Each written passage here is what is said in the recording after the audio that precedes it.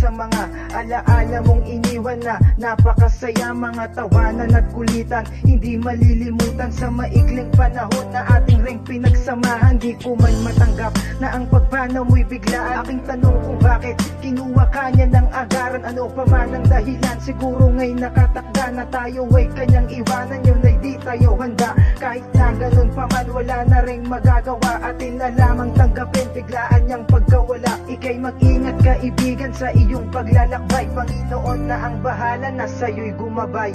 Akin ang sisimulan ang aking pagpapaalam sa aking kaibigan na iyo hindi kita malilimutan. Ikaw ang kaibigan na tumatak sa aking isipan, hindi lubos maisip ang biglaang pangyayari, ang biglaan mong pagpanaw, ang matay na mumutawi. At hindi ko akalain na sa'yo yun mangyayari, at paulit-ulit na sinasabi sa aking sarili, sana hindi na lang ikaw nakita kong nakabulagta. Pero walang magagawa kahit pikit aking mata, at kahit wala ka na lagi mong pakatandaan na mahal ka namin at di ka kalilimutan. Ang mangyayari na mahirap matanggap, ang mawalan ng kaibigan na sa iisang iglap, na halos lagi kong kasama sa inuman at kulitan. Alaala mong iniwan ay hindi malilimutan, sapagkat ay bumakas sa puso ng bawat isa ang kabutihan mong taglay na pinakita sa iba. Mga sayang dinulot mo kapag tayo'y magkakasama, ngunit ang lahat ng yon ay mistulang alaala sa isip ng lahat ng mga nagmamahal sa'yo. Pangalan mong Michael, sana panaginip na lamang ang sa'yo ay nangyayari, na sa ganun din nalungkot sa puso ko ang naghahari. Kaibigan,